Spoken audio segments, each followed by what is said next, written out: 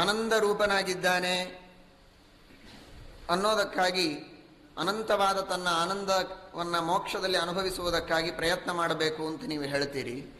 ಯಾವುದೇ ಒಬ್ಬ ವ್ಯಕ್ತಿಗೆ ಒಂದ್ಸಲ ರುಚಿ ಕಂಡ್ರೆ ಆಮೇಲೆ ಅದರ ಬಗ್ಗೆ ನೀವು ಹೇಳಿದ್ರೆ ವಿಶೇಷ ಆಸ್ಥೆ ಇರ್ತದೆ. ಮಾವಿನ ಹಣ್ಣನ್ನು ಒಂದ್ಸಲ ತಿಂದ ವ್ಯಕ್ತಿಗೆ ಮಾವಿನ ಹಣ್ಣು ಕೊಡ್ತೇವೆ ಬಾ ಅಂತ ಕೇಳಿದ್ರೆ ಆ ಮಾವಿನ ಹಣ್ಣಿನ ರುಚಿ ನೆನಪಾಗಿ ಅವನು ಓಡ್ತಾನೆ.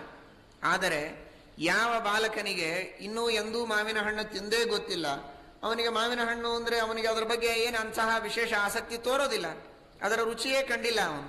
ಹಾಗೆ ಸ್ವರೂಪಾನಂದ, ಮೋಕ್ಷದೊಳಗೆ ನಾವು ಅನುಭವಿಸುವ ಆನಂದದ ರುಚಿಯೇ ನಮಗೆ ಕಾಣದೇ ಇದ್ದಾಗ ಅದಕ್ಕಾಗಿ ನಮಗೆ ಆಸಕ್ತಿ, ಅದಕ್ಕಾಗಿ ವಿಶೇಷ ಪ್ರಯತ್ನವನ್ನು ಮಾಡಿ ಮೋಕ್ಷ ಸಾಧನೆಯನ್ನು ಮಾಡಲಿಕ್ಕೆ ನಮಗೆ ಪ್ರಚೋದನೆ ಹೇಗೆ ಸಿಗತ್ತೆ ಅಂತ ಪ್ರಶ್ನೆ ಕೇಳಿದ್ದಾರೆ.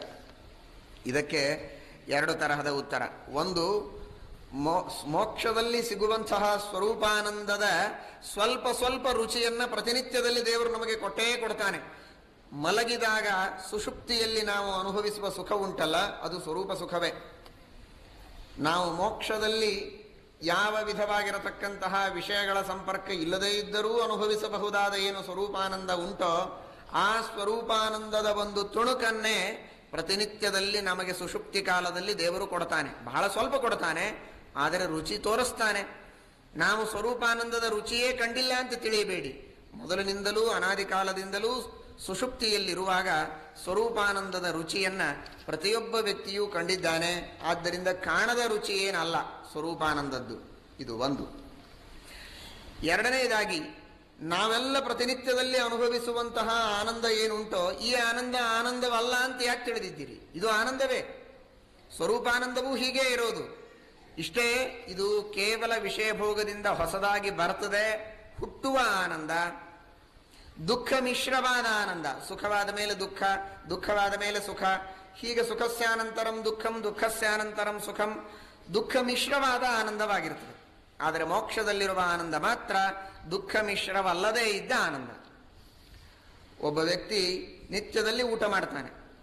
ನಿತ್ಯ ಊಟ ಮಾಡ್ತಾ ಇರುವಾಗಲೂ ಸಾಕಷ್ಟು ಹರಳುಗಳು, ಕಲ್ಲುಗಳಿಂದ ಮಿಶ್ರಿತವಾಗಿರತಕ್ಕಂತಹ ಅಕ್ಕಿ ಇರ್ತದೆ. ಹೇಗೋ ಆರಿಸಿಕೊಂಡು ಊಟ ಮಾಡ್ತಾನೆ, ಆದರೂ ಮಧ್ಯ ಮಧ್ಯದಲ್ಲಿ ಬಾಯಿಯೊಳಗೆ ಕಲ್ಲು ಬರ್ತಿರ್ತದೆ. ಅಂತಹ ವ್ಯಕ್ತಿಗೆ ನಾವು ಅವನು ಹುಟ್ಟಿದಾಗಿನಿಂದ ಅಂಥದೇ ಅನ್ನ ತಿಂದ ಅಭ್ಯಾಸ ಅವನಿಗೆ ನಾವು ಹೇಳ್ತೇವೆ, ಒಂದೂ ಹರಳು ಬಾಯಿಯಲ್ಲಿ ಬರದೇ ಇದ್ದ ಹಾಗೆ, ಯಾವ ಕಸರೂ ಬರದೇ ಇದ್ದ ಹಾಗೆ ಶುದ್ಧವಾದಂತಹ ಅಕ್ಕಿಯನ್ನು ನಿನಗೆ ಕೊಡ್ತೇವೆ ಬಾ ಅಂದ್ರೆ ಏನ್ ಹೇಳ್ತಾನವನು?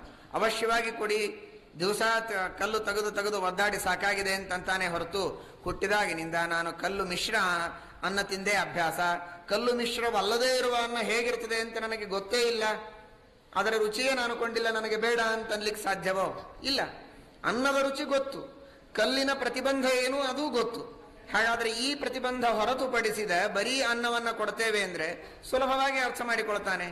ನಮಗೆ ಆನಂದದ ಅನುಭವ ಈಗುಂಟು, ದುಃಖ ಮಿಶ್ರವಾದ ಆನಂದದ ಅನುಭವ ಇದೆ ಅಷ್ಟೇ. ಅದರೊಳಗಿನ ದುಃಖವೆಂಬ ಕಲ್ಲುಗಳನ್ನ ತೆಗೆದ ಕೇವಲ ಆನಂದವೆಂಬ ಅನ್ನವನ್ನ ಮಾತ್ರ ನಿನಗೆ ಮೋಕ್ಷದಲ್ಲಿ ಕೊಡ್ತೇವೆ ಅಂದ್ರೆ ಯಾಕೆ ಅರ್ಥವಾಗುವುದಿಲ್ಲ? ಅರ್ಥವಾಗ್ತದೆ.